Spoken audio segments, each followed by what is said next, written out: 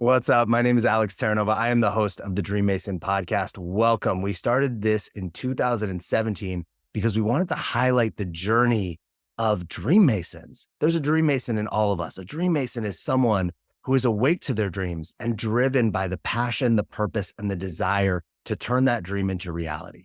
We interview athletes, gold medalists, Super Bowl champions, artists, creatives, 8-9-figure entrepreneurs, spiritual leaders, and everyone in between. And sometimes we even walk them through challenges that they're currently facing. So depending on whether you're catching this as a regular interview or a playing with problems segment, there is something for you, whether you're at the peak of your journey, at the low point of your journey. I look forward to having you join me on this journey. And I hope that this show helps you unleash your inner Dream Mason. What's up? And welcome back to the Dream Mason podcast. I'm Alex Terranova. Thanks for being here. I'm excited to have this conversation today. I've been having a lot of conversations with men about the masculine, and I think we're going to have a good conversation about the masculine, the feminine, the dynamics. I think we're going to get to talk about flow and surrender. I think we're going to get to talk about incorporating these energetics into our life and how they impact us. And I think we're gonna venture into some areas that I'm not even sure where we're gonna go. What I want to share with you that fits this episode is I was recently at a retreat and somebody shared, we were talking about masculine and feminine energies. And I had never heard it put this way, and I really appreciated it, which was the masculine is the shore and the feminine is the ocean. And I loved that visual. We all know what a beach or a piece of land and water looks like. And when you're walking on the shore, it's usually peaceful and calm and structured and grounded. And it doesn't move, right? It's just there. It doesn't push back towards the water. It doesn't revert back further away. It just holds a space and a structure.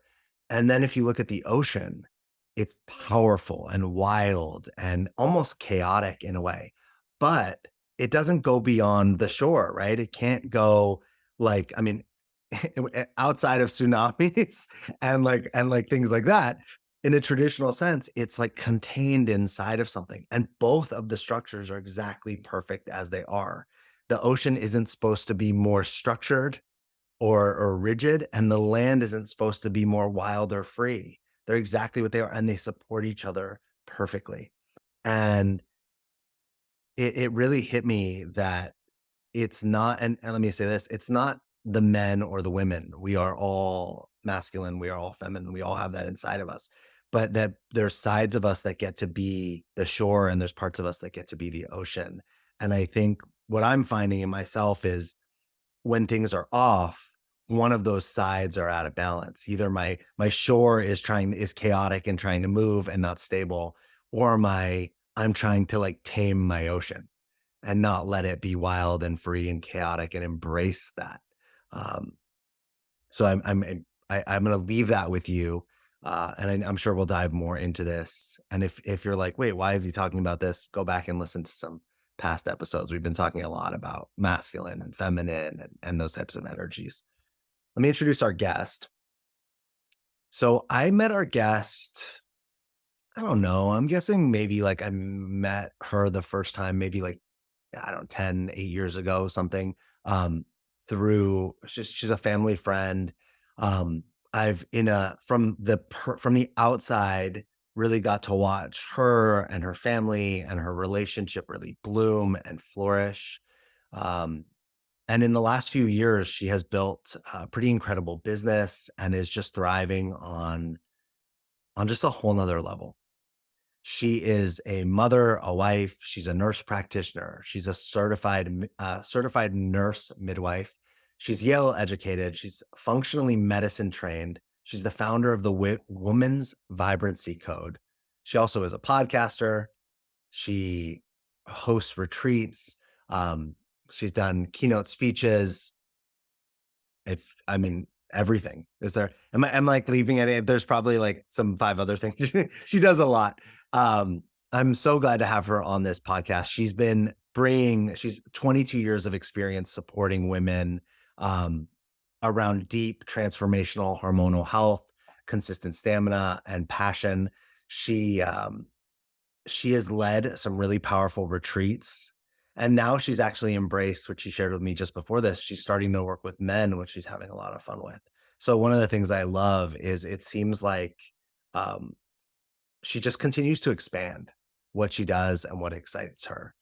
Maraya Brown, welcome to the Dream Mason podcast. Thanks for being here. Thanks. So good to be here. Yeah, I was trying to think, when did we first meet? I don't know. It was I don't know. I remember my sister, she was like, "Oh, this Alex guy, you got to meet him." I that's it's so funny because I always forget that that you guys are sisters and that I met I think I met her before you. I think you Um, did. but it had to be I think it was like around 2014 or 2015 because that's when I my life went and started going in a different direction. And Mhm. that's when my aunt and uncle, I might have been around you guys. And I'm pretty sure I met your sister in like 2015 or 2016. So maybe it was Yeah, no, that makes sense because we left Hawaii in 2014 and moved back to Oregon, okay. and I think we met here. Anyway, it's nice to be here. Thanks for having me. Yeah, and I was serious. I'm reading this and all the things that you do, and it's a lot. And you have, I forget, do you have 3 or 4 kids? 3. Yeah, You have they are 10, 9, and 5. All home birth, ecstatic births, and a husband, and a and husband. I know you're, like, super involved. You're not, like, running around, not paying attention to your family. You're, like, very connected and tied in with them. Mhm. Yeah, we're close. You do a ton. You're holding a Mhm. lot. And I also do a ton of rest and receiving and boundary setting and receiving help and hiring. It's there's a balance. Mm. I was saying off camera today, I was like, "Oh, you caught me at a good time. I just started bleeding today, so I'm gonna be super mellow, super likely raw, vulnerable. Today's a quiet day for me. I always make sure around these few days that my schedule is sparse.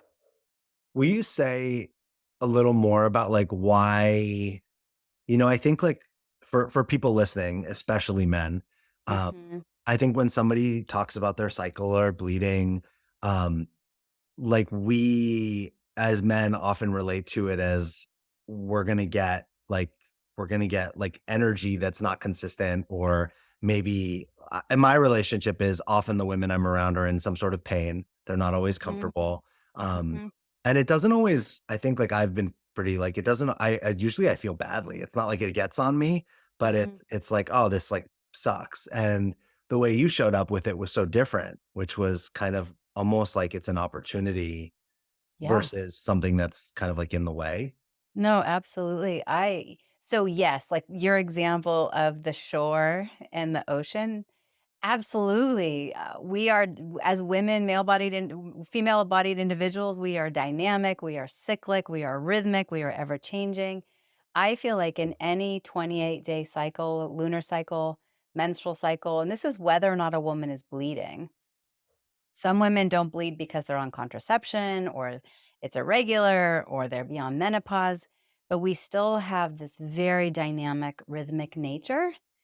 And in my opinion, I think it's beautiful when we embrace it. And if we are in relationship with male bodied individuals that don't necessarily relate to that dynamic, rhythmic nature, how cool for you to be able to better understand so that you can kind of preemptively prepare for the next season that we're going into. And so the way that I kind of compartmentalize it is I break it down into 4 seasons. Mhm. So right now, I'm going into my winter time. Winter time is when animals are hibernating, nature is quiet. It is a time when women are really served by going inside, kind of dimming the external lights, so to speak. And it's when our intuition is the most potent and strong. I think it's when we're the most kind of on the woo-woo scale, like deeply Mhm. connected. Our roots are connected to the earth or connected to other womb holders in the world, so to speak. And it's a time for us to listen in. Um, And often what happens is when we as women are existing more in that masculine kind of 9 to 5, expecting ourselves to be the same Yeah. each week of an infradian rhythm, meaning a lunar cycle, a 28-day cycle, often that's the women that come and work with me. And now their PMS is really extreme and they're irritable and their menstrual cycles are really crampy and they're having a really hard time listening into their decisions and deciphering what should I do. And so then next week I'll be in my springtime and that's my creative time. That's when hormones are changing and I get to take whatever aha moments when I allow myself to rest this week and be contemplative and listen inside. Next week that's the time where I go out and I brainstorm and I throw out the rockets of desire and the possibilities that have showed up in my mind's eye with my coworkers and my employees and my friends. And it's like the time when the flowers are budding and women's kind of seductress comes out and hey ladies, hey men, it's the time when we can our bodies are much more resilient to big exercise, to push Mhm. ourselves and lift the weights and do more extended intermittent fasting, and estrogen is very proliferative in building. And then when we're ovulating, I think of that as summertime. Like all of our hormones are at their peak. It's when women are the most confident. Like that's the time if you're going to get a TED Talk or publish a book, like if you can time it to do it when you're ovulating, pow. That's when a woman's libido is the strongest. Y- Pheromones are different. Mhm. The attraction to a woman who's ovulating is just a totally different experience. And she's super resilient. You could say whatever you want to her, it's going to roll off her back for the most part. And then we go into our fall time, which is what some people call our PMS time, or your a woman's luteal phase, or it's the time when the moon is either waxing or waning, right? So bleeding time and ovulatory time is either full moon or new moon, depending on the woman. And so then in fall time, that's progesterone dominated. That's a time when a woman, her inner critic comes out in a very potent way, and it's supposed to. Mm.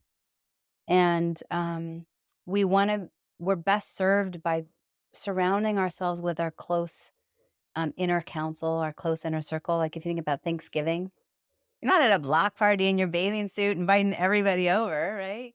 It's Thanksgiving. The leaves are falling. We want to put on some layers, eat some nice warm food. Progesterone hides under cortisol, meaning high stress really does not serve a woman in that week or that chapter of her cycle. And so for you, if you're in a relationship with a woman, if you know that she's going into her fall time, then you can together kind of preemptively go, okay, the viper's going to come out a little bit more quickly. Mm. The irritability is going to be there. Maybe she'll have a little bit harder time sleeping. She needs more nourishing. Her foreplay will feel and look very different for a woman in that chapter of her monthly cycle.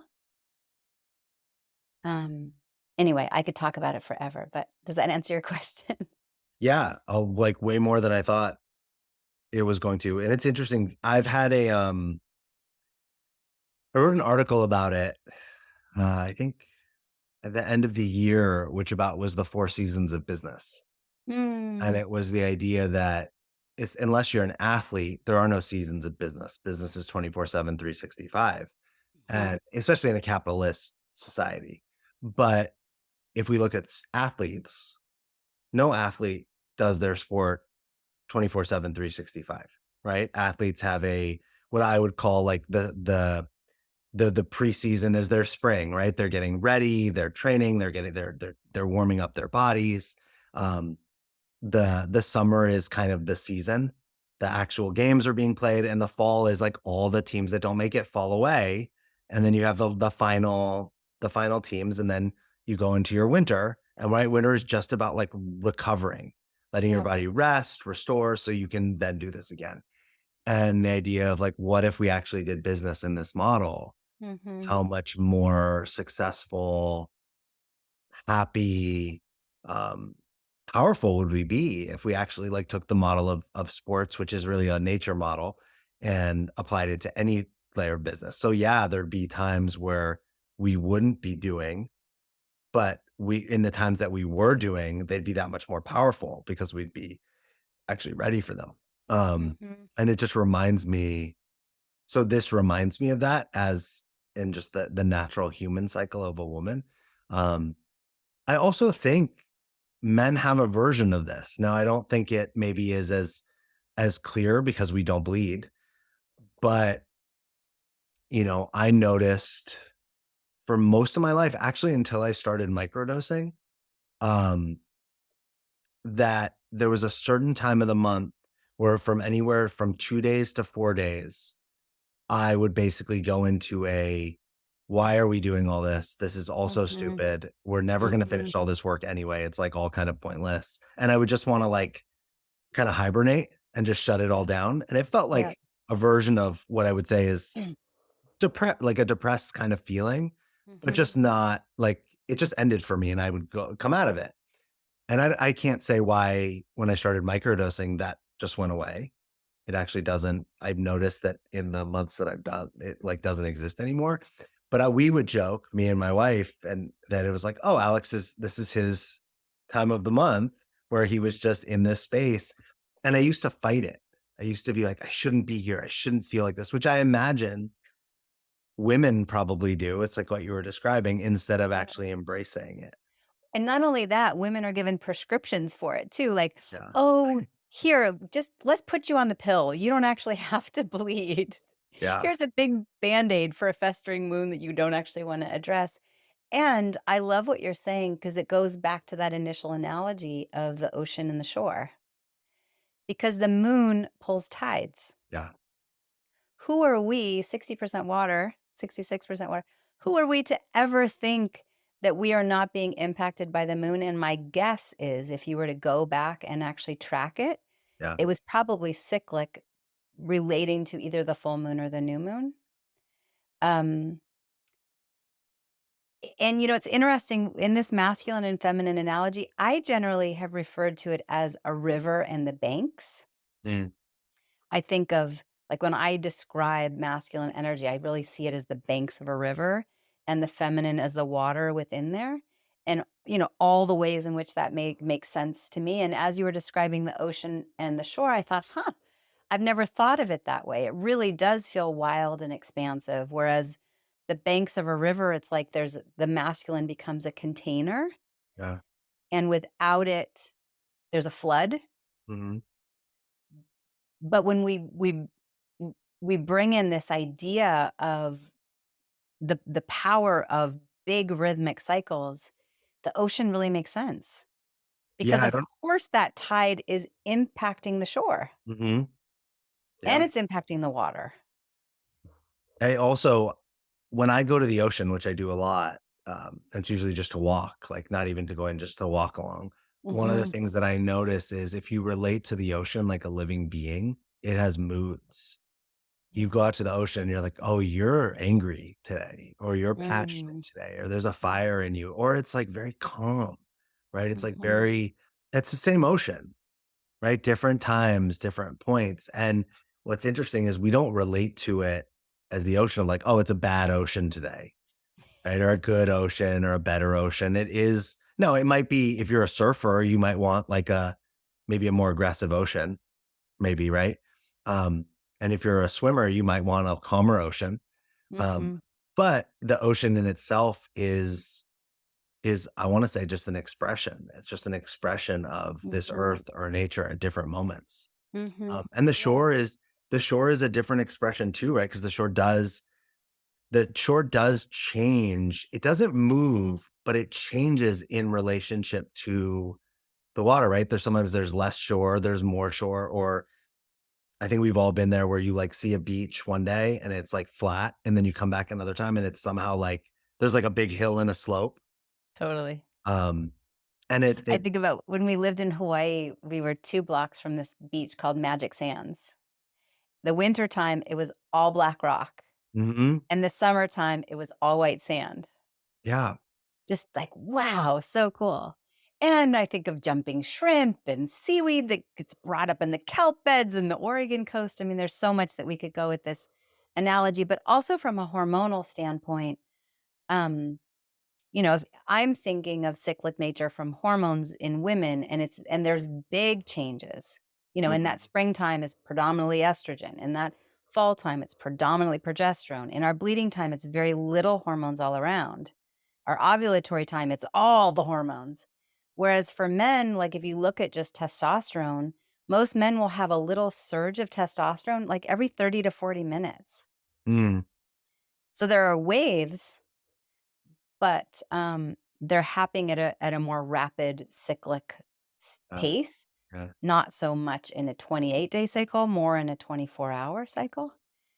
Um, and I don't have any conclusions with that, but it is just interesting and different. Well, I think a lot about if we took all this back like hundreds of years, Hmm. all these things start to make a lot of sense, right? If we're like living like in community in villages, right? Much smaller communities. Um, let's just say like in more indigenous, natural ways, like with Hmm. working not only with each other, but with the earth.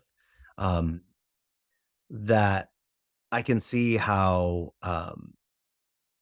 like the cycles of the feminine would have like been able to hold the community in a certain way. And the cycle and this like even that we say like the masculine, like the testosterone, well, as like a hunter, right? Or like you would have needed these like little bursts of almost like an Hmm. animal has short bursts of energy. Uh, Hmm. but now we our biology has not changed as fast as our technology, right? So now we're living in a world that I don't need my testosterone firing off while I'm sitting at a desk looking at you on Zoom. Um, Unless and you have a treadmill underneath the desk that I just can't see. yeah, and it's on the other side of the desk. Oh, okay, got it. Uh, but and likewise, right? Like if you're a woman and you're trying to make it in a masculine driven, financial kind of driven world, Yep. this impacts you, right? You don't. It Mhm. doesn't. It I don't have to have any time of the month where I show up and I'm impacted by like my biology to the way that you might Yeah. be. Um, But I don't have to either. I get to. mm, will you say more about that? It actually makes me feel emotional. I actually feel really privileged. I'm a founder. I'm the breadwinner in my home, and I run a successful business. I have employees. I have lots of moving and grooving things, and I get to make myself a priority and allow my schedule um, to have ebbs and flows that mirror where I am in my menstrual cycle. And, I acknowledge that as a privilege because I own my own time. I'm not in a corporate 9 to 5 where I'm expected to work really long, hard hours. There are some weeks where I do work more hours than I would like because the buck stops with me. At the end of the day, I own the business. But at the same time, I really feel honored to be able to be connected to that rhythmic nature and to be able to teach my daughters. I mean, my daughters are 9 and 5, but already this morning I was having a conversation with my 9-year-old about what this chapter is like for me and how she'll pick up on that energy.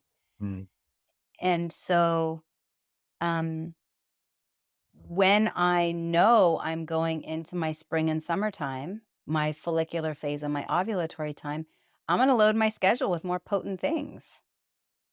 I'm gonna schedule the stuff generally if I'm gonna do like a launch or a challenge or an online thing where it requires stamina and front facing and presenting and out in the world, I will do my darndest to schedule it during that time. Now, ironically, this last week, I was doing a free workshop.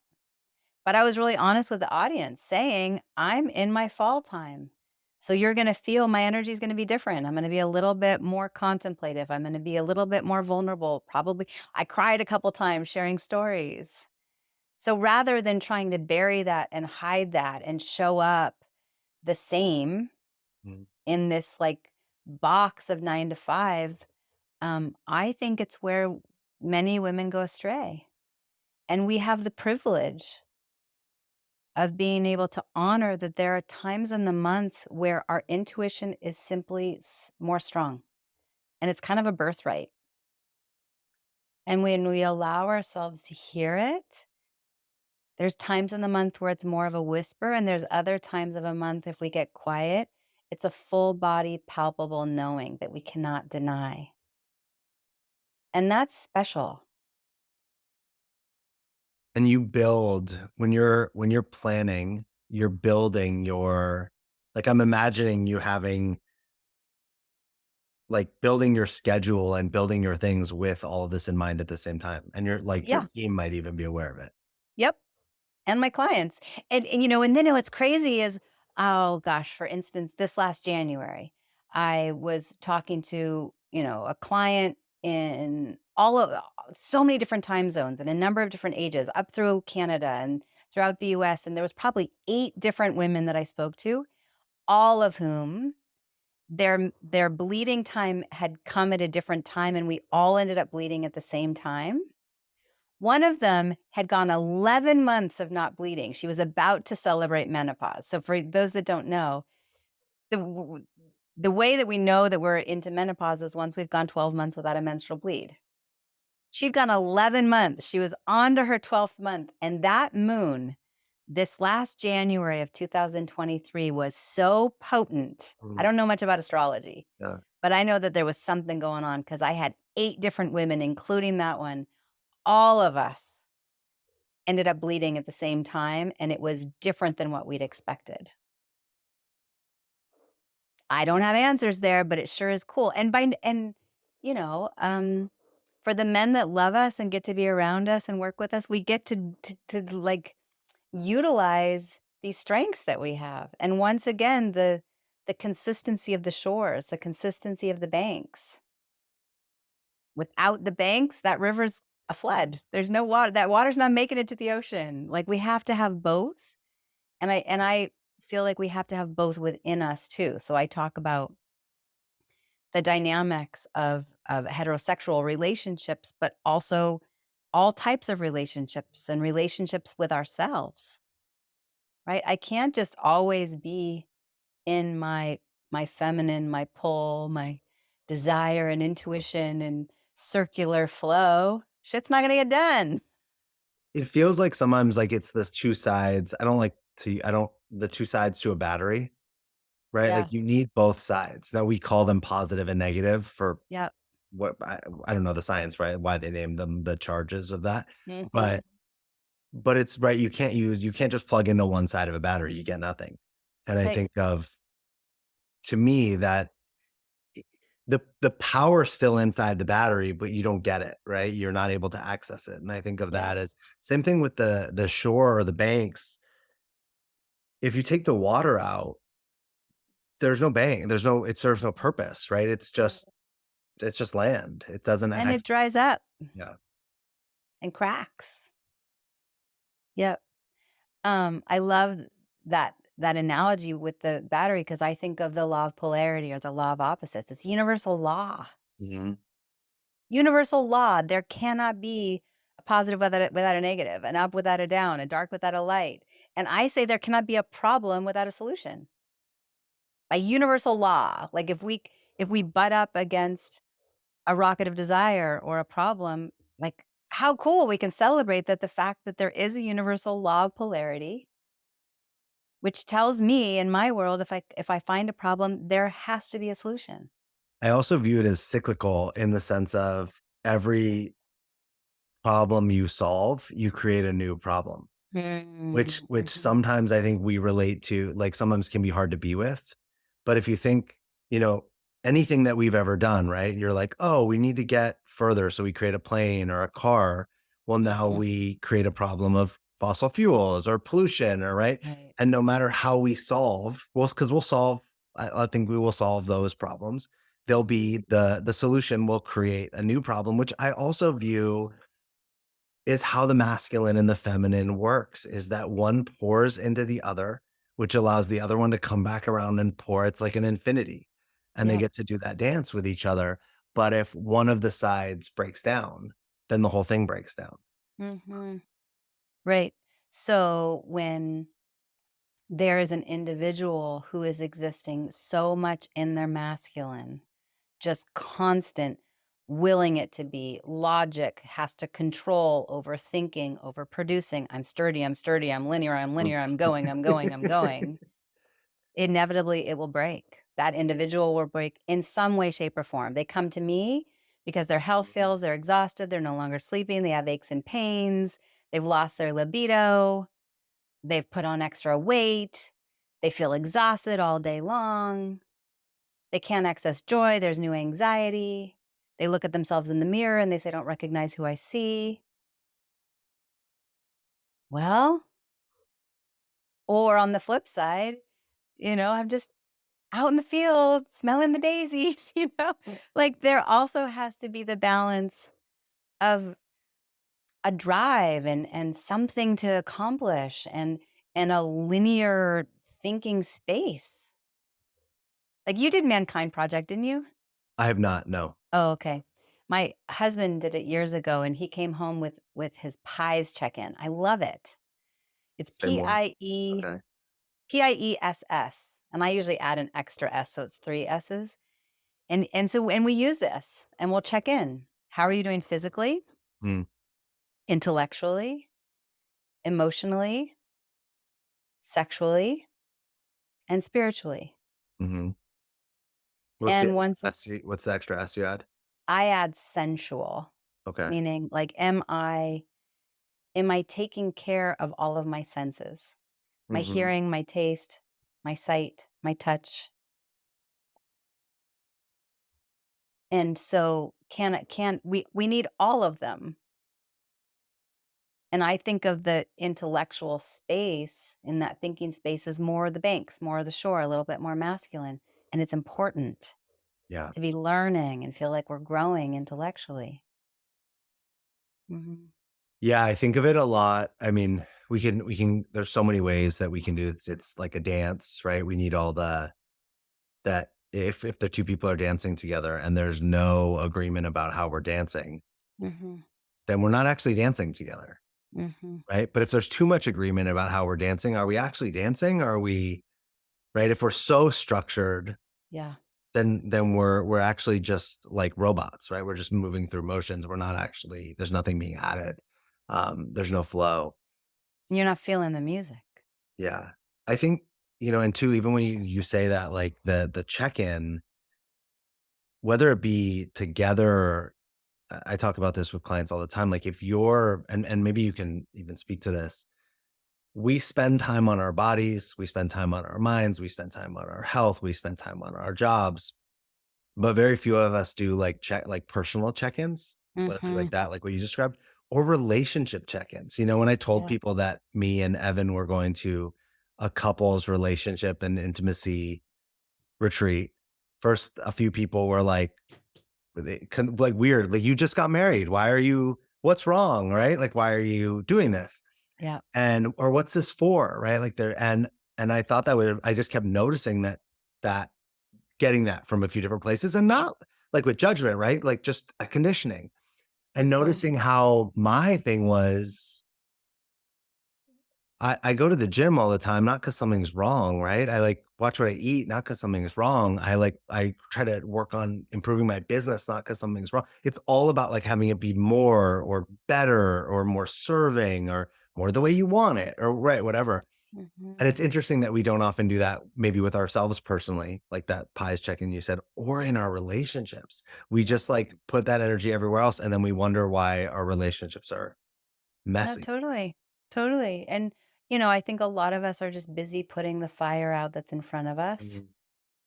and neglect ourselves, neglect friendships, neglect our sexual relationships, our intimate relationships. And particularly in the US, I think there's this quest for acquisition of things, acquisition of wealth, acquisition of status. And I get the impression that you and I both probably place a lot more value on acquisition of depth and growth and Yeah. experiences. And so inevitably, like, we get off on that idea of, yeah, let's dig in. And we were the same way. You know, my husband and I met at Ecstatic Dance January of 2007. We met on a Sunday. We talked on a phone on Monday, and then on Wednesday we went on our first date, and he proposed that night. Like, Wow. and yeah, and right away we were living together within the first 6 months, and a couple years down the road, he actually got down on one knee with a ring, and we already owned a home together though, and now we have 3 kids and a couple homes, and we were the same from the very beginning. Like, let's start therapy. Let's dig in. We went to Peruvian shamanism couples retreat. And um, what do we value? Like, at the end of our lives, do I want to, pass on a mountain of TVs and fancy cars and money? Or do I want to pass along feeling like I've had impact in the world and I've had deep relationships and I've grown, and that people remember how I made them feel, not what I said. Um, and man, you guys are new into the marriage. On our side, we've got 3 young kids, and I'll be honest, it takes consistent, deliberate effort. Um, we are well intentioned and we're close, but wow, and now travel soccer and travel hockey and homework uh, and the business. It's a lot. It's a lot. I want to ask you about too, like the dynamic, because you're the primary breadwinner. Mhm. And how does that impact, like your husband is I know him. I mean, I met him. He's a masculine guy, right? It's not, Yeah. I don't relate to him as he's not somebody who you'd meet and be like, oh, he's more in his feminine. He's clearly a masculine man. Yeah. And you're very much in your feminine. Mhm. And, but you're running a very successful businesses and generating like very much in a masculine world. And Mhm. then how does it work in your relationship to have, Yeah. we all know obviously that women can provide as well, if not better than men, but there's often a challenge there, right? Like, especially I can say as a man and men that I've worked with and couples I've worked with like this, that there's often some subconscious stuff that shows up Yep. around men and who they are and who they're not based on providing or not providing enough or not accomplishing enough. How do you Yep. guys No, navigate? definitely. So we brought him home July of 2021 to be a stay-at-home dad. Mhm. And it has not been all peaches and cream. There have been aspects that we really celebrate and are working, and aspects that really we haven't figured it out yet. I'll be honest, the house is cleaner than it's ever been done, that's ever been. The laundry's getting done, the dishes are done. He's getting really good at a few meals that everybody loves. And the kids are in lots of activities. And when I'm in my fall time of my cycle, we both know preemptively, okay, I tend to get a little bit more irritable and a little bit more bitter. And feeling the pressure of all the weight of the finances on my shoulders. And if I'm going to pick a fight, that's generally what it's going to be about. And then I go into, who was I? Where was my self-worth to choose a guy that can't blah, blah, blah, can't provide? And you're right. He's a world championship Ironman bodybuilder. Definitely, and strong. He can be the banks to push against me when I can be fierce. Um, and we're pulling it off. I feel like for me, he's a really safe place to fully surrender. Yeah. And I allow myself to surrender to him. There's something about his hands and his voice and his consistency, um, where like all day long, I'm being asked questions and having to make decisions. And so outside of work, I just love that I get to say, I don't want to make a decision. Mm. Just own it. Whatever we're going to eat, wherever we're going to go, the kids arguing over this, that, or the other thing, just make a decision and let me be in my receivership and surrender. And our sex life, I think, has been a really big piece of it, because that becomes a place where he still has the opportunity to really own it and be the banks, be in that caretaking, kind of like a space for me to feel owned, kind of, Mm. and really surrender and receive. And so we're just doing it in new and creative ways. Let's talk about surrender. It's like a Yeah. perfect lead in Mhm. because I mean, I think it's a very kind of hot word, right? And that's like Mhm. moment. And I don't think it's very understood, right? What I often see or hear is people going, I'm surrendered, I'm surrendered. And Mhm. they're not at all surrendered, right? Yeah. Like you can't, it's one of those, and I know I've been there too. I've been there in plant medicines where it's telling me I need to let go. And I'm like, I'm letting go, I'm letting go. And I'm still gripping, right? I still have a vice grip on the control in the moment. Yeah. Um, but I just want the thing to like go away or leave me alone. So I'm like saying the words. Mhm. Uh, and the idea, I picture surrender in a lot of ways. Like you're driving a car and you're just going to let go of the wheel and you're going to see, you're just going to allow it. No, that's not great because there's other cars and whatnot. Maybe it's like you're on a stream or a river and you stop paddling or stop and you let the river like just take you. Um, Yep. but our default says, I'm going to hit a rock, something that's going to crash into the bank, something will happen. You can't let go. Um, how do you, how do Mhm. you see surrender and how do you practice it? Yeah.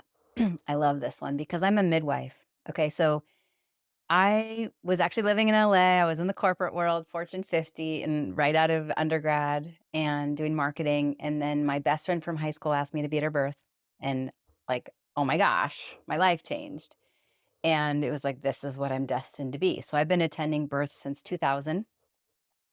And I've attended hundreds of births all over the world, West Africa, Central America, Haiti, home births, hospital births, birthing center births, huts, all the stuff. And for me as a midwife, I feel like there's a lot that I learned when I did my vision quest, actually with your uncle. He helped facilitate it.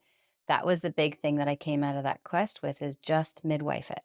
Mm, And so when I say that, and when a woman is laboring, um, there is a point where her power is palpable and potent and brings life into this world. And the piece that gets her there is surrender.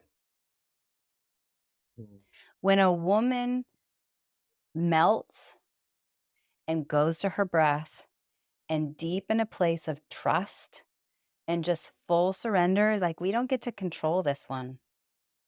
We don't get to will it. We don't get to degree it. Like it doesn't matter how smart you are, how many books you've read. Like at this point, our biggest thing is to trust that it's divine and surrender. And when a woman does that, it is so powerful.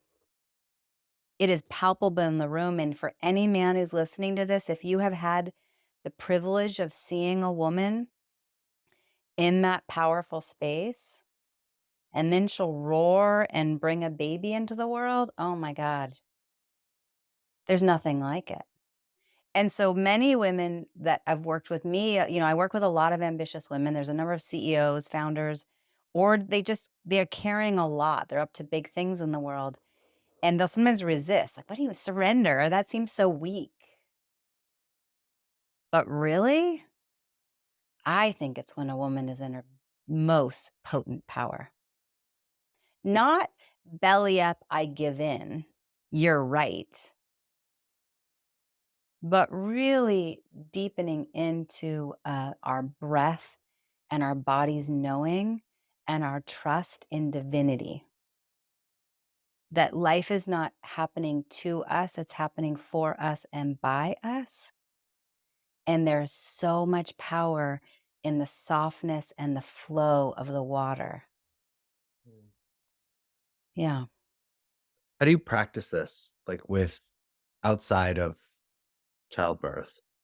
How are you practicing when you have one of these, either with yourself or you're sitting with one of these powerful clients and you're talking about surrender? What does it look like in Yeah, it's a practice? great question. Um, it looks like a pause. It looks like breath, grounding, um, being able to really trust and receive. I think that a lot of people, and particularly women, the idea of receiving, there's old conditioning and pain around there. It's not safe. Um, but to actually relinquish the control of having to do it all and carry it all on our own shoulders, and surrender to knowing that we are actually held and the support that we're looking for is there, often right in front of our faces. We're just often not willing to receive it. Mm. Um, I think it's surrendering to our rhythmic nature and stop trying to force a round ball into a square hole. Mhm. Um, allowing for downtime, like Alison Armstrong. I think you and I both listen to Alison Armstrong, and she talks about puttering for particularly for a woman to be able to just have spaciousness, to be able to just putter. Mm. Like, take the time constraints away, take away the to-do list, and just go, what feels good right now? And I imagine I say women, that this is for men and women. We all have quote unquote masculine, feminine. We're all served by being able to be in the balance of both, maybe a little bit more on one end than the other. Does that answer your question? Yeah, will you speak to um well, it does and it doesn't. Because I'm picturing like these all these words. I think this is the thing where people get caught up, right? Like all these Yeah. words make sense and are great words. Yep. But what does it look like in the practical sense? Like when you're this, let's just take like imaginary high-powered CEO running a company, Yep. and we're talking about surrender. Mhm. Um, and they're sitting in a meeting, right? And like, what does surrender look like? Or, um, Yeah. there's a launch of some kind that's not going the way it was supposed to. Totally. Yeah, totally. Um, okay, so let's picture the individual sitting in the board meeting and, I imagine business suits and very staunch and pencil tapping on the table and um PowerPoint and ties. In that scenario, most everyone is butt clenching. Like literally everyone stop clenching your fucking anus. So relax, allow your feet to touch the ground. Mm. The the conference room carpet or whatever it is. Um, take a sip of water and actually feel the water go down your throat and take a pause to feel grateful. Um, Mm. for that woman, if she is in her fall time or her winter time and she's still showing up in the corporate office, she's going to wear more comfortable clothing. She's going to wear something that feels soft and nurturing and luxurious against her skin. For that same woman, um, she's going to bring, so I'm going kind of back to this idea of honoring our rhythms. It's like I'm just thinking daily routines, weekly routines to be able to give ourselves the cues of, oh yeah, here I am in this body, a spiritual being living a physical existence. How does my body feel right now? Can I smell something that feels spectacular? Can I look at something through eyes of gratitude? Can I notice that I'm in my ovulatory week and I've got my cute thong undies and that cute bra and lip gloss is on? And that is all moments of us honoring um, our physical experience and taking the pause to go, okay, I'm not doing this 9 to 5, same, and surrendering to something that is bigger than me. Um, if your bladder's full, go empty it. That is such a, it's, I had in one of my last plant medicine experiences, I had the medicine said to me,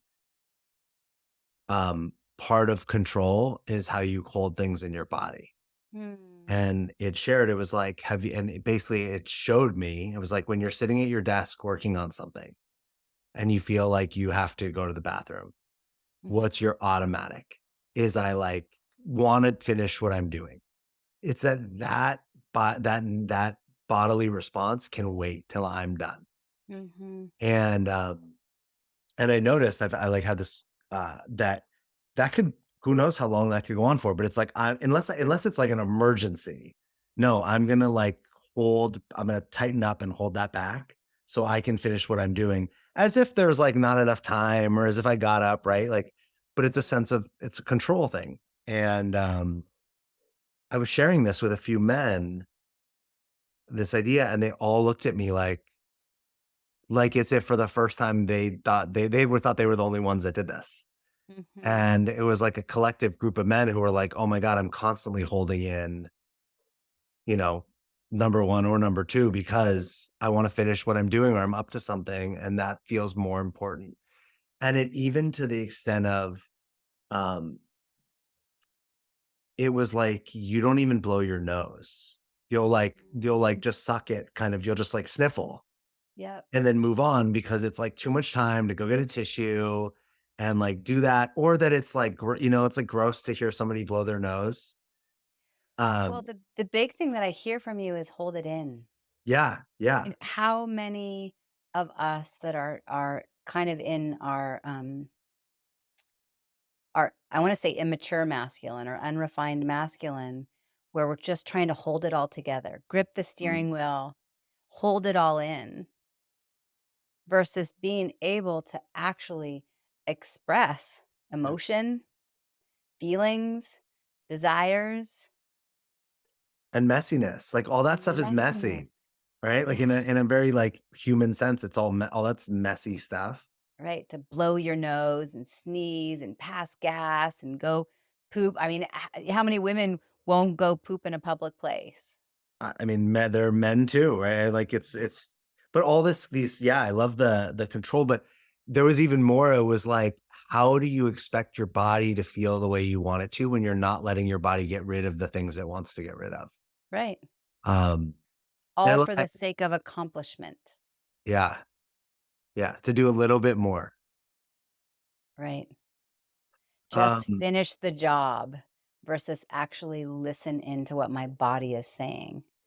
I want to believe that there can be a balance because then we also know that, when from a logical perspective, if you're in the midst of getting a project done, anytime we transition, there's what, like 20 minutes to refocus. So there's that piece. But at mm, the same time, like, where are we holding it in? mm. Where are we not letting ourselves to be fully expressed because we're so tightly trying to be the banks or trying to be the shore? Yeah, I like how you said too that it's like an immature masculine.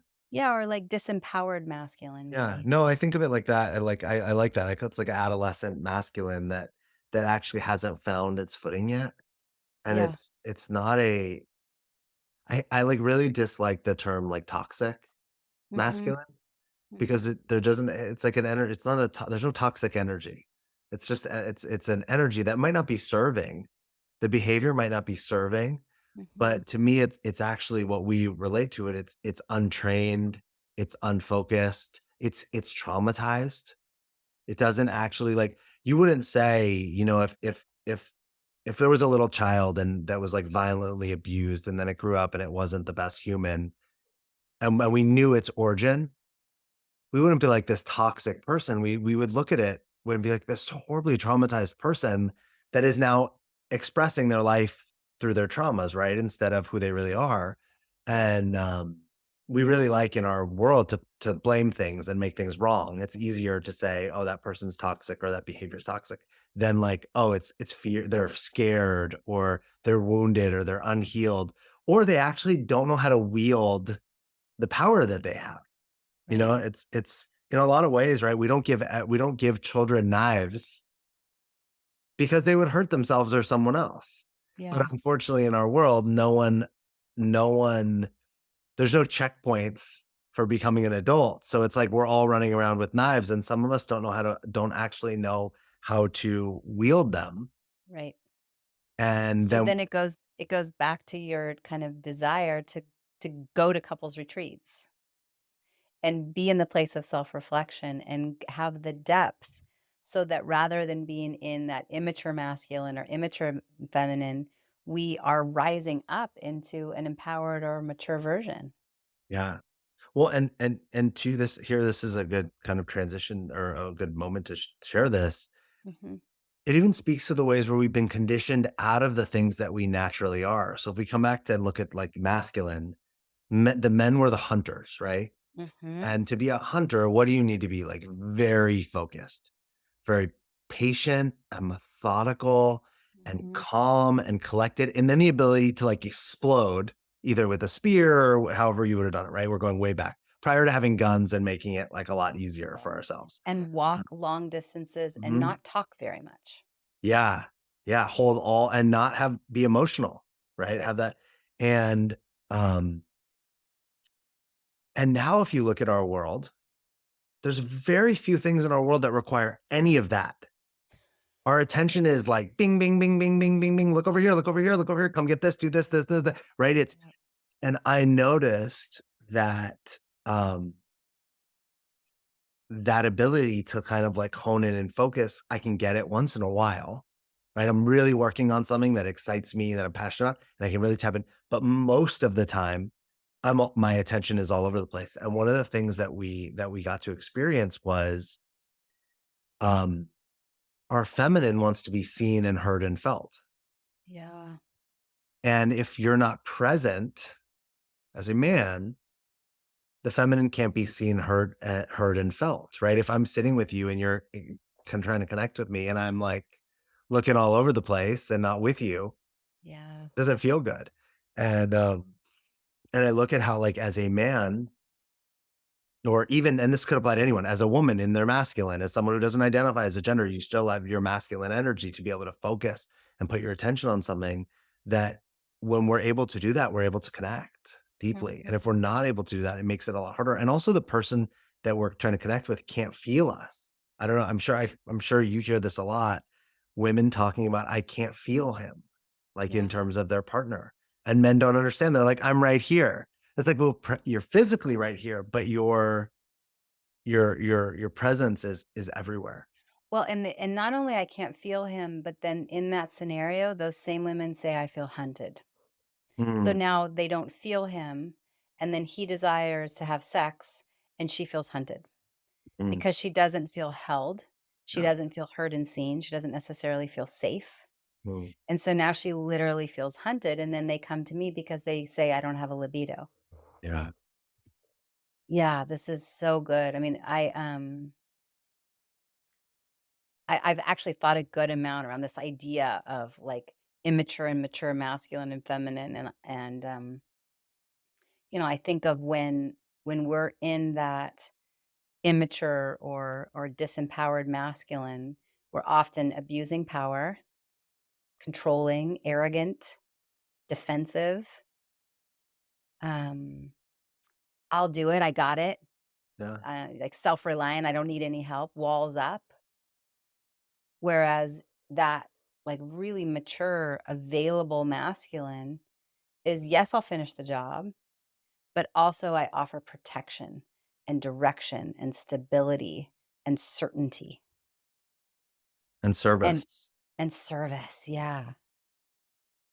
And when we can be at the same time in a mature feminine where it's deeply nurturing and in touch with our intuition and pleasure and surrender and sensitive and vulnerable and creative, those two together Man, it's like such a perfect polarity. Yeah. Mhm. I think you would love this. They had us do an exercise at this retreat where they had the couples with each other try to sync up to each other. So breathing, but the woman's eyes were closed, uh, the man's eyes were open, all his attention on her, and Mhm. you're syncing to each other's like rhythms and breath. And then the idea, without like going to the whole exercise, was could the woman open her eyes when the man broke his attention, when he took his attention off her, without any touch, no touch. So nothing but her feeling his Mhm. attention. And almost every woman in the room got it exactly when their man broke attention. Wow. So like the man would like look away and the woman would like the idea was that when as a man, when your attention was broke, look away. So as a man, you had to recognize like I'm lost and I look away. Or they just chose. They could actually just choose, I'm gonna take my attention away. It could Yeah. be either one. For me, it was like I noticed my attention go away and I would see their eyes open. Um, for a lot of guys, it was like they picked a moment and then they turned it away and that would happen. There were even moments where the men talked about like, oh, I was like debating whether I should turn my attention away. Right now, their attention's away. And the women were like, I felt like it was here, but then it wasn't. Like they were feeling that. Yeah. But even to the extent, this was the kind of highlight was at one point they asked us to switch and do this exercise with someone who wasn't our partner. And a woman came over to sit down with me. And as she's sitting down, she pauses and she looks at me and she's like, almost like she was unsure if it was okay if she sat down with me. And I was like, yeah, it's fine. And so she sits down. And as she sits down, I can see how uncomfortable she is as she sits in front of me. Mm. And she goes, are you sure? Should I not? Like she has having this moment of like, I'm not like welcome here. Mm. And I was like, I'm really sorry. This exercise is really frustrating to me. I have like so much, my attention is so trained to be like bing, bing, bing, bing, bing, bing, bing, like everywhere all at once instead of honed Mhm. that I'm struggling to even keep the attention for as long like in the moment that you could even have something to grab onto. And, and I was like, and what she was picking up on was my like the chaos inside of me at that moment, the frustration, that Mm. chaos, which had her sit down and feel uncomfortable and unwanted. Right? Which isn't how I felt about her. She was fine. She was like, I was happy that, you know, but it was like my internal chaos and frustration she picked up on. And as we often do, we like turn it inward, right? We look at ourselves like, oh, am I doing something wrong? Mhm. Should I not be here? And I thought I just was so taken back by, first of all, that intuition that she sensed something was off, but Yeah. that she made it about her, right? Or like whatnot. And how often that happens in life, in our relationships. And what are you doing now to cultivate more stability and focus and presence for yourself? Um, I mean, this is one of the areas I want to say that I'm like the most trying to figure out Mhm. because there's a part of me that loves my attention bouncing all over the place. Mhm. It's like I love having 20 projects at one time and working on a bunch of things and feeling into what's exciting in the moment. That there's something that I love about that. And there's this piece that at times it's not serving. Right? At times when I need to focus on something, I am not able to. In relationship, it's not always serving. Um, something that I've been doing for a while now is, I mean, I meditate on a regular basis, but I change up the way I meditate. Mhm. So it's not like the same way every time. So it has me kind of use my attention differently. And that also has me just slow down. Mhm. Um, I've been trying to put myself out in nature more, where I'm, like, not with headphones in or talking to somebody, Right. just kind of like, can I just be on this walk? And, like, um Quiet down the noise. Because that goes back to, the earlier analogy of the boardroom. Mhm. How do we, in today's world, where we're being bombarded by social media and news and all of the things, and it's so fast. Yeah. Like everything is happening so fast. How do we practice presence and grounding in snippets so that we can do it when we're in meditation Yeah. or practicing Shinrin Yoku, forest bathing out in nature, but also in moments where we just take that pause. Like right now, to take a pause and look outside and see the way that the leaves are responding to the wind and the beautiful flowers that are blossoming and the aromatherapy that's on my wrist and the feeling of the chair on my butt as I'm not anus clenching. You know, just those moments to go, okay, how do I be here? Yeah. There's even one of the things I've done is I've taken a lot of things off my phone. Like I've Mhm, deleted a lot of apps, mhm. and not just the obvious like social media ones. And to do social media on my phone, I have to go to the app store and re-download the app, and I'll Mhm. use it for like a moment, and then I delete it again. Wow. And it's super inconvenient. It's not fun. It has me not use it as much. But Yeah. what I notice is even things that I want to do, I'm more present. So if I'm like, Mhm. I want to watch this movie, right? I want to watch a movie. That's like what I'm choosing to do. In the past, I would have been like on my phone. I'm like, and not even just like random. It's like I see an actor and I'm like, oh, I wonder what else they've been in. And I'm like looking it up, right? I'm now not watching the movie. I'm like looking up. Right. And so deleting things off my phone, and another thing I've done is I've been trying to leave. I work from home, it's podcast from home, everything from home, is, I leave my phone. I've been trying to leave my phone either in my office or, like, in the in, like, our bedroom bathroom. So it's Mhm. not in the space that I'm necessarily in unless I'm needing it. So it's in my office with me when I'm working, but then when I Mhm. go up and I'm spending time with my wife, right, like maybe the phone is in the bathroom upstairs or in the Yeah. office downstairs. Well, Uh, and I think the piece that I hear there, yes, absolutely. Sometimes I'll even lock my phone, not lock it, but put it in a drawer in the kitchen and close the drawers because yeah, I'm addicted too. Man, that yeah, talk about a dopamine hit. This thing is so dang addictive. But the big piece that I heard you say is to go upstairs and spend time with your wife. yeah, And that's for me, I think that's the piece is to connect with other human beings and also nature. Um, Becoming a parent and having children in the home, man, it is such an amazing practice of presence because they change so much and they're growing up so fast. And I just go, I can't. Like if 98% of the time I'm gonna spend with them is up until age 18, I'm so aware of how quickly it's going by. My oldest is 10. yeah, I'm more than halfway there. And so when I remind myself of that, I go, like there's a practice of presence. Let me sit down. They're still young enough where they'll sit on my lap and mhm. let me read them a book, like to cherish that. And or, I think about people that have pets to be able to like totally engage with your dog or in your deep, intimate relationships. To just take Dog a thing. pause and say, "Hi, like, how are you? Let me feel you." That's so funny. The dog is the easiest. It's the easiest place. Yeah, she's not here right now. Often she's like in a dog bed behind, like right behind my desk, and I will lie on the floor and like cuddle her. Yeah. And I can stay down there it's one of the few places that I can, like, be fully present without, like, I need to go do something. Yep. Um, and I think it's, like, also that I'm tapping into her energy, like, as an animal, she's, like, fully present, there's nowhere else for her to be, right? She's Fully just right present. there, and if I, like, can tap into that, I can, like, anchor myself into it for a minute. Yep. Um It's also oxytocin. Mhm.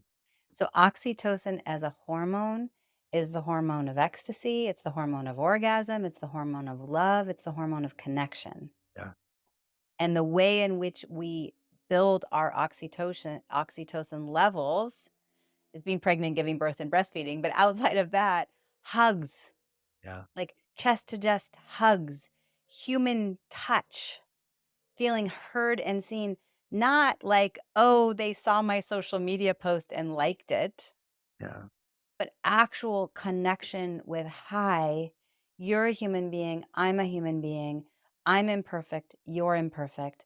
I want to feel heard and seen. You want to feel heard and seen. How are you doing?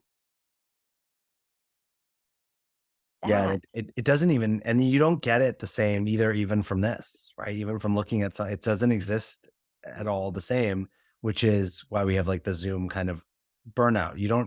It's rare that we're sitting with people that we know and love and we're like, I'm burned out of this human. Now, sometimes with family, we have that, right? But like with our friends, often that isn't the case. But we have this like Zoom fatigue.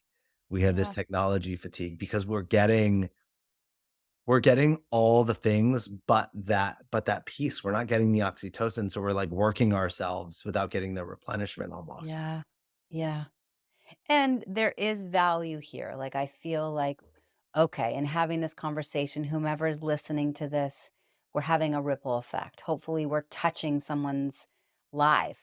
Like Mhm. that, I maybe is probably more dopamine, but it's some oxytocin. Sure. And Yeah. so it's a little bit of serotonin. Like I feel proud, I feel happy. And it's my chance to get to know you, Alex, a little bit better and feel more connected to you and not just see you as the good-looking author that showed up my sister had a crush on. But, to connect as humans, there is some of that on Zoom. But by no means is it enough, and like, hell no when it comes to phones and social media. Talk about the invention of an airplane, then creating fossil fuels. I go that the invention of Wi-Fi and phones has made our lives a lot easier, but man, it's offered I some know. complications. Yeah.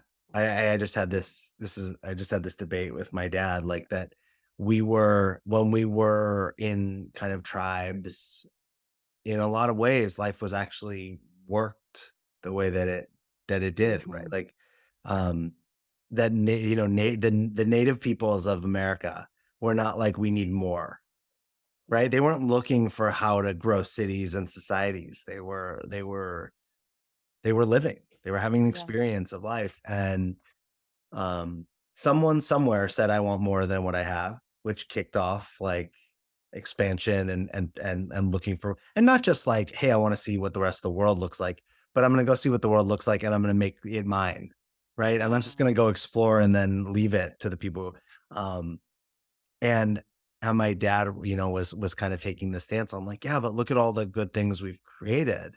And it was like, "Sure, I'm not saying that some of those aren't miraculous, but, like, we created a lot of those things because we created the problems that had us need those things." Mhm. Um, you know, and Mhm. not exclusively, right? Like, the ability to, like, go see the world, like, we never could have seen the whole world on foot.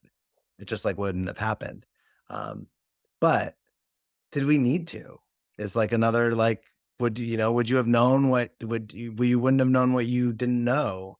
Um, Well, I think we need imagination. I think we need dreaming. But it also goes back, you said what I heard you say was, okay, I mentioned every problem has a solution, and then you reminded me that every solution has a problem. So, None. sure, we need imagination, I think. We need dreaming, yes, I think. Um, I love adventure. I'm so grateful for the life that I've been able to create for my children and, to surprise them and fly them down for a weekend at Disney. Like that might be totally insane to have a $10,000 weekend. Like what the fuck? Hopefully it's okay to cuss in this space, but Yeah, you're fine. um like that's a life experience that I gifted them. And Yeah. they now dream completely different. Do those dreams come with other problems? Yes. Do I wanna take that away? Not right now. I don't know, Yeah. ask me again in 5 years. Yeah. Yeah, neither one is, it is that cycle, right? It's like Yeah. you get to, with every problem, you might say a solution or there's a possibility, right? Mhm. And if you take away the problems, you also take away the possibilities, right? If we had nothing to Yeah. do, if everything was done or we had nothing to do, I mean, it wouldn't be that there'd be nothing to do. We'd probably be very unhappy. Um, We would I think about law of attraction, we would just be attracting more of what we already had. It's sure I guess it would be pretty simple. But for me, it would feel kind of boring and mundane. Like, I That's what I like mean. dreaming. Yeah. I mean, I don't know if you have this experience. I used to always think I just want to be on vacation. And then I realized, well, okay, depending on what kind of vacation, because I can lay by a pool and do nothing for a handful of days, and then I start to Mhm, actually feel depressed. But if mhm. I go on a vacation where we're exploring and we're hiking and we're touring and we're seeing, well, that's a whole lot of doing stuff. That's a whole lot of adventure. And that creates aliveness. But the doing of nothing actually often creates stagnant depression, static. Um, well, let's wrap this up because I feel like we could go on and we could keep I tying know. this together.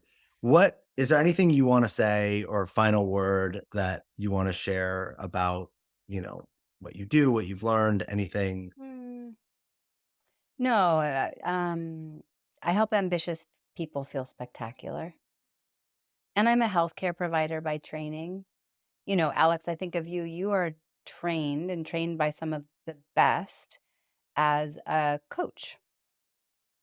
I don't have formal training as a coach. I'm often put in that bucket. And I have a team of, a multidisciplinary team with a sexologist and a mindset coach and a functional nutritionist and a trauma release specialist. And we just get to get in there and help people feel spectacular. Um, and if you're listening to this, then obviously you must be cool because Alex is cool and his podcast is cool. And you've had the patience to sit here and listen for what? I don't know, Over an hour and hour. 15 minutes. So thank you for sharing your time with us. And I'm super approachable. You can find me in all the spaces. Just reach out. Tell them where should they reach out? Where do they find you? Yeah. So on Facebook, it's Maraya Brown. On Instagram, it's Maraya Brown. Maraya is Maraya. Maraya. MarayaBrown.com. YouTube is Maraya Brown. And obviously in the podcasting world, because you're listening to this, you might want to check out the Women's Vibrancy Code, which is my podcast. And Alex is actually, I'm interviewing him, I think it's next month. So you'll be able to listen to more of this conversation over in the Women's Vibrancy Code podcast as well. Thanks so much for being here. Yeah, of Appreciate course. you. Thank you for having me. Um, yeah, thanks for expanding this conversation into the feminine, for presenting like new ways to look at the masculine. It's Mhm. really cool to see what you and your husband are creating. It's also, we didn't even talk about this, but just like how far you've come. It wasn't, this wasn't a I'm thriving, thriving, thriving, and more thriving, thriving, thriving. Mhm. You've had plenty of setbacks and heartbreaks and places that you didn't think you were. We didn't even get into that. Um, but it's really cool to watch you flourish and thrive and shine. Um, Yeah.